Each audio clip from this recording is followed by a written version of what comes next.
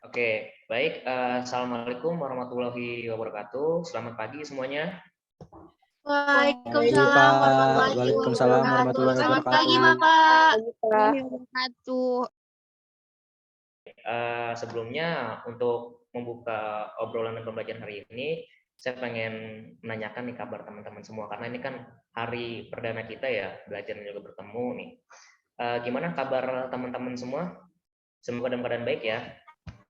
Baik, Alhamdulillah Pak. baik, Pak. Luar biasa. Alhamdulillah kalau begitu, kalau misalnya keadaannya baik, semoga kita semua selalu diberikan kebaikan dan juga keselamatan agar kita selalu menempuh ilmu di jenjang pendidikan di tiap harinya. Oke, sebelumnya saya izinkan memperkenalkan diri dulu karena ini pertemuan perdana kita. Jadi nama saya Alam Erlangga Renaldo, teman-teman bisa manggil saya Pak Renaldo atau Kak Renaldo gitu. Masih guru baru ya di SMA Negeri 22 Jakarta gitu, teman, dan juga ini pertemuan perdana kita. Jadi kedepannya untuk kelas 10 ini materi yang diampu PPKN akan diajarkan oleh saya gitu. Jadi semoga kita bisa bekerja sama semua ya teman-teman. Salam kenal semuanya dan salam hangat. Salam kenal, Pak. Salam kenal juga. Oke, sebelumnya tanya dulu nih ke teman-teman, kira-kira untuk pertemuan hari ini ada temennya yang nggak masuk nggak? Kira-kira? Nihil, Pak. Masuk Masuk semua. semua, Pak. Oke, alhamdulillah ya kalau misalkan nihil. Karena tadi seperti yang saya bilang sebelumnya, ini pertemuan perdana kita. Mungkin dari teman-teman bisa memperkenalkan diri. Mungkin nama, asalnya dari mana. Silakan kepada teman-teman. Mungkin bisa dari Dinas Pertiwi dulu untuk memperkenalkan diri. Baik, Pak. Assalamualaikum warahmatullahi wabarakatuh. Nama saya Gines Pertiwi, asalnya dari Ciputat. Terima kasih, Pak. Oke, terima kasih Gines. Salam kenal ya Gines. Oke, berikutnya mungkin bisa Mardika Maulana untuk memperkenalkan dirinya. Biar kita salam kenal. Baik, Pak. Perkenalkan, nama saya Mardika Mas Maulana. Saya dari Palmerah. Terima kasih Mardika. Selanjutnya bisa nih Puspa Rahmah untuk memperkenalkan dirinya. Ya, perkenalkan, saya Puspa Rahma, asal dari Bekasi, Pak. Terima kasih Puspa, salam kenal ya. Lanjut, mungkin Rivaldo Sanjaya bisa memperkenalkan diri juga. Perkenalkan, nama saya Rivaldo Sanjaya dari Jakarta, Pak. Terima kasih Rivaldo. Berikutnya perempuan deh. Ainin Fajrianti coba memperkenalkan dirinya. Halo, selamat siang. Atau selamat pagi atau selamat malam. Perkenalkan saya Ainin Fajrianti, asalnya dari Aceh. Salam kenal semua. Salam kenal Ainin, jauh juga ya dari Aceh merantau ke Jakarta. Iya, Pak. Jauh saya, Pak. Oke, mungkin Samsudin bisa memperkenalkan diri nih. Halo, Samsudin. Samsudin terkendala jaringan, Pak. Tadi baru ngabarin di grup. Ya udah nggak apa-apa. Berikutnya Muhammad Khalid tuh saya panggil belum ya? Halo Muhammad Khalid. Belum, Pak. Belum dipanggil. Halo Pak. Halo. Ya. Iya, silakan memperkenalkan diri Muhammad Ya, Khalid. perkenalkan nama saya Muhammad Khalid, Pak. Saya dari Jakarta, Pak.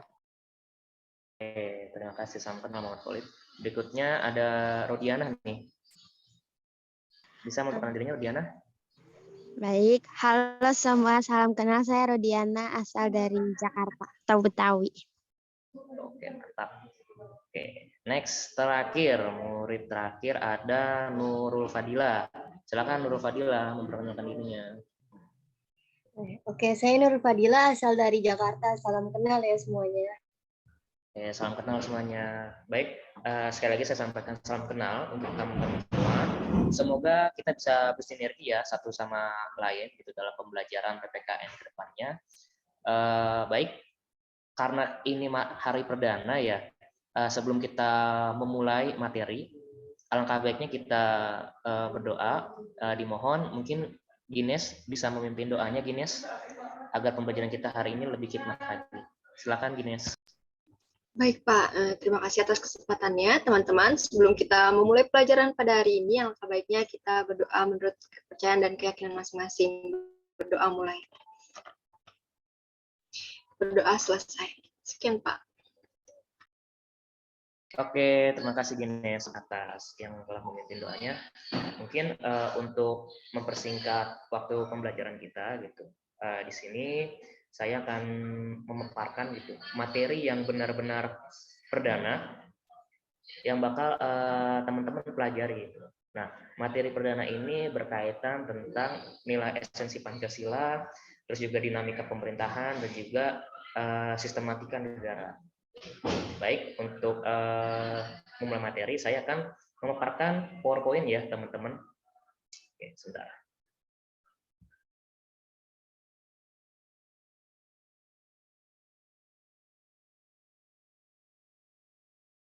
Oke, sebelumnya PowerPoint-nya udah kelihatan belum, teman-teman? Sudah lah, Pak. Sudah, Pak. Oke. Baik. Mungkin sebelum kita lanjut materi lebih dalam lagi ya, teman-teman pastinya udah mempelajari PKN kan, dari jenjang sekolah dasar, jenjang sekolah menengah pertama, hingga sekarang di kelas 10 ini, teman-teman baru menapaki kelas 10, teman-teman juga bakal mempelajari PKN juga gitu. Nah, waktu SMP teman-teman pasti pernah mendengar gitu bahwasanya negara atau lembaga-lembaga negara ada yang legislatif, yudikatif, dan juga eksekutif. Nah, sebelum kita lanjut materi, saya pengen tahu nih, menurut pendapat teman-teman aja gitu. Apa sih pendapat teman-teman tentang negara? Negara itu di kepala teman-teman itu apa sih sebenarnya? Coba saya pengen tahu dari Puspa Rahma dulu. Negara menurut kamu tuh apa sih, Puspa? Menurut saya negara itu merupakan suatu organisasi politik yang berada di suatu wilayah tertentu seperti itu, Pak. Oke, mantap. Berikutnya ada yang raise hand nih, Rivaldo Sanjaya. Coba Rivaldo Sanjaya, kamu definisikan negara menurut pendapat kamu itu apa sih negara? Menurut saya negara itu adalah suatu wilayah di mana wilayah itu memiliki suatu struktur kepemimpinan dan masyarakat gitu sih, Pak. Oke, terima kasih Rivaldo. Mungkin terakhir nih, bisa dari Muhammad Khalid untuk memberikan pendapatnya aja gitu. Negara menurut kamu tuh apa sih? Negara, Pak, menurut saya Jenjab ya, bahwa nasanya negara itu suatu sekumpulan masyarakat gitu ya Pak, yang terbentuk, yang terorganisir, kemudian di dalamnya juga ada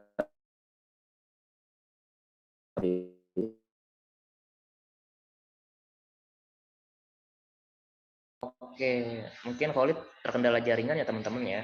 Tapi saya udah dapat poin dari jawaban dari Khalid gitu. Baik, jadi apa yang telah teman-teman definisikan itu sudah tepat ya. Jadi negara itu merupakan suatu komunitas, lingkup komunitas sosial gitu, yang di dalamnya itu terdapat suatu regulasi tatanan yang mengikat satu sama lain dengan ketentuan-ketentuan yang berlaku. Bahkan kalau misalkan menurut sosiolog Max Weber itu mendefinisikan negara sebagai komunitas yang saling melakukan monopoli gitu untuk mendapatkan kekuasaan dan mengatur jalannya kehidupan masyarakat. Baik, karena kita udah brainstorming mengenai definisi negara menurut pandangan teman-teman semua, kita akan mulai masuk mengenai materi. Materi berikutnya ada di slide berikutnya.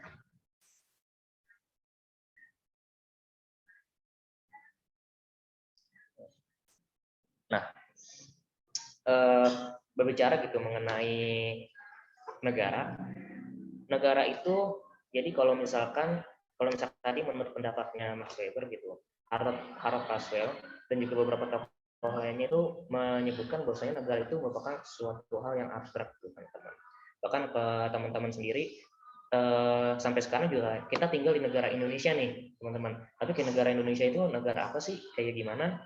Kita tuh cuma tahu negara Indonesia itu dari kondisi geografisnya saja gitu, dari tata letak kepulauan, zona ekonomi laut lepas gitu. Jadi hanya sekedar luas tanahnya aja, kondisi geografisnya saja. Tapi sebenarnya hakikat dari negara itu merupakan suatu hal yang abstrak gitu. Bahkan bentuk konkret negara kalau misalkan kita lihat itu dilihat dari surat-surat pernyataan gitu legal. Maka dalam negara, karena dia merupakan suatu hal yang abstrak, tetapi negara itu memiliki suatu kekuasaan yang absolut gitu. Absolutely powerful. Mereka bisa memutuskan gitu hak hidup dan juga hak berwarga negara, bagaimana negara itu mengatur masyarakatnya di dalamnya gitu. Maka di sini terdapat definisi dari kekuasaan itu sendiri gitu. Kekuasaan itu merupakan secara garis besarnya adalah suatu ability gitu atau kemampuan seseorang untuk menghendaki sesuatu, untuk melakukan sesuatu tindakan sesuai apa yang mereka kehendaki gitu. Itu merupakan definisi secara umum dari kekuasaan. Sementara kalau misalkan kita tarik di sini pada materi kali ini mengenai kekuasaan negara, jadi kekuasaan negara itu bukan suatu kewenangan daripada negara untuk mengatur, meregulasi, mengkehendaki seluruh yang ada di dalam negara itu guna mencapai suatu keadilan, kemakmuran, dan keteraturan. Sampai sini mengenai definisi kekuasaan, apakah teman-teman semua bisa dipahami? Paham, Pak. Bisa, Pak. Bisa, Pak. Sudah jelas. Oke, terima kasih. Oke, next. Setelah kita mengetahui definisi kekuasaan, kita akan membedah lagi nih, apa aja sih yang dimaksud dari kekuasaan negara. Oke. Jadi kekuasaan negara gitu, khususnya di seluruh belahan dunia ya, di seluruh belahan negara, itu kekuasaan negara itu dibagi-bagi. Nah, kalau misalkan kita tarik gitu teman-teman mengenai dari aspek historisnya kenapa kekuasaan negara itu perlu dibagi, karena sekitar tahun 1000 sampai dengan 1500 Masehi terjadi perpecahan politik itu di negara-negara Eropa di mana kekuasaan negara itu bersifat monarki dan juga tirani. Artinya monarki dan tirani ini teman-teman, kalau misalkan teman-teman lihat kekuasaan pemerintahan itu kan ada yang bikin undang-undang, ada yang laksanain undang-undang, ada yang ngawasin. Kalau misalkan pada saat itu, pada zaman dulu itu monarki itu adalah sistem yang kekuasaan itu dipegang oleh satu orang penuh. Karena memang pada zaman itu belum ada bentuk-bentuk kenegaraan seperti sekarang ini, seperti republik dan lain-lain, federasi dan lain sebagainya. Sistem negara itu masih membentuk kerajaan. Yang memegang kuasa secara penuh itu secara utuh dipegang oleh raja. Gitu. Maka pada tahun 1500 Masehi, para intelektual Eropa seperti yang kita kenal, John Locke, Montesquieu, Thomas Hobbes, Rousseau itu mulai membuat suatu gagasan mengenai konsep pembagian kekuasaan itu sendiri. Jadi saat itu ada dua konsep sebenarnya. Kali ini yang akan kita bahas mengenai division of power, itu sistem pembagian kekuasaan. Ada dua konsep yang digagas oleh para filosof-filosof dari Eropa itu sendiri. Yang pertama ada separation of power, artinya pemisahan kekuasaan, dan juga ada pembagian kekuasaan gitu. Pemisahan kekuasaan itu berarti kekuasaan itu benar-benar dipisah, tidak terikat antara kekuasaan yang satu dengan yang lainnya, teman-teman. Misalkan kekuasaan A, ya mereka akan mengatur lingkup A aja, tidak ada toleransinya dengan kekuasaan B, kekuasaan C, atau lembaga-lembaga yang ada yang mereka naungi gitu, teman-teman. Sementara kalau misalkan pembagian kekuasaannya dibagi gitu. Ada 3 ataupun ada 4, ada 5, tetapi mereka semua itu saling bersinergi di bawah satu poin hukum yaitu konstitusional, ada dasar konstitusinya.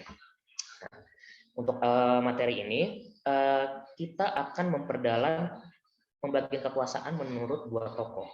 Yang pertama itu ada John Locke.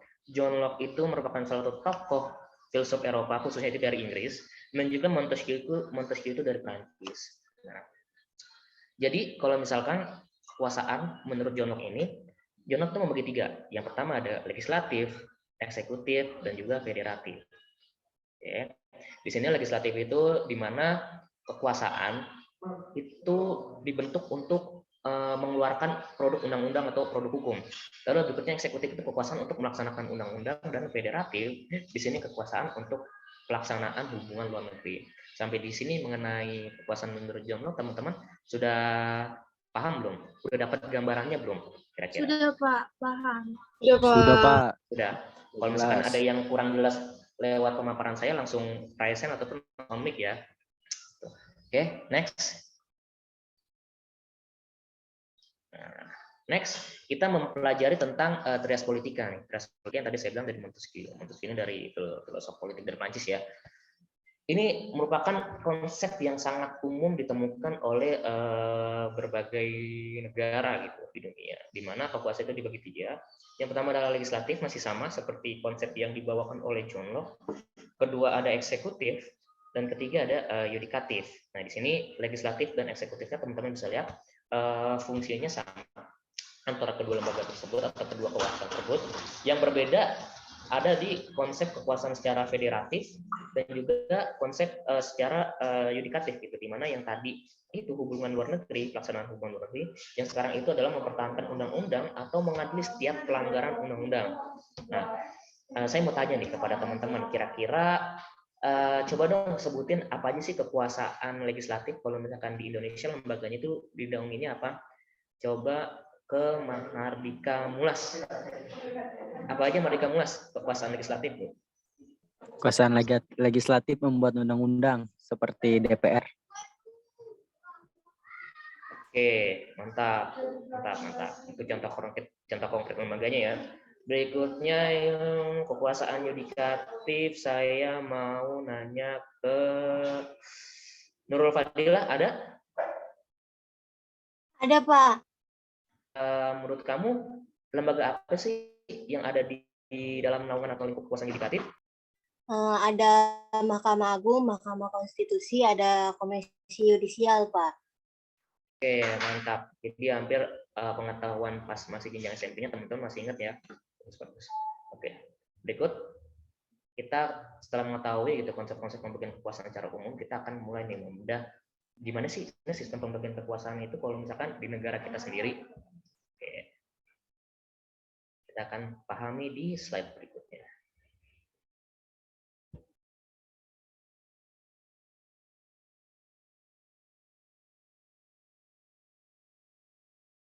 Sebentar ya teman-teman ya, ada sedikit gangguan.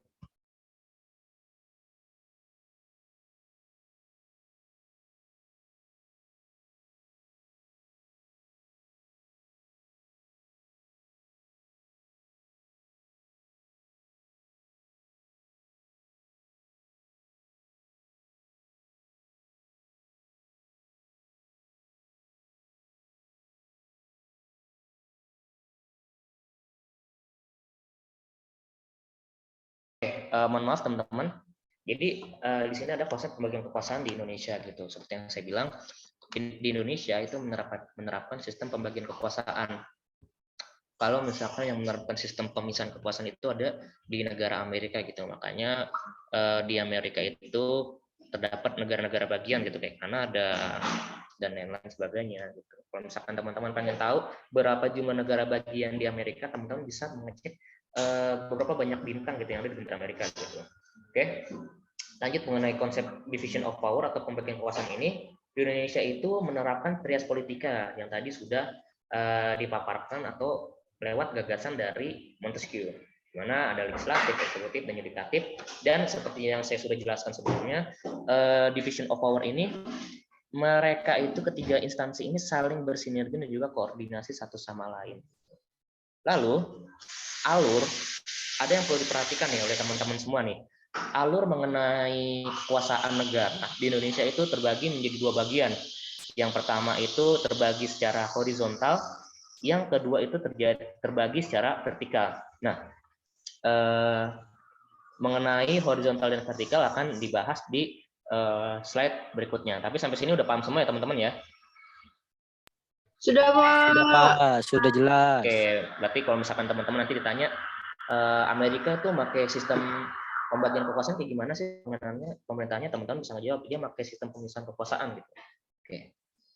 Next, kita akan membahas mengenai mekanisme horizontal division of power. Oke. Horizontal division of power itu kalau misalkan secara gambaran umumnya, jadi kekuasaan itu diefisiensikan lewat fungsi-fungsi lembaganya. Jadi kekuasaannya itu ada lembaga yang naungin gitu.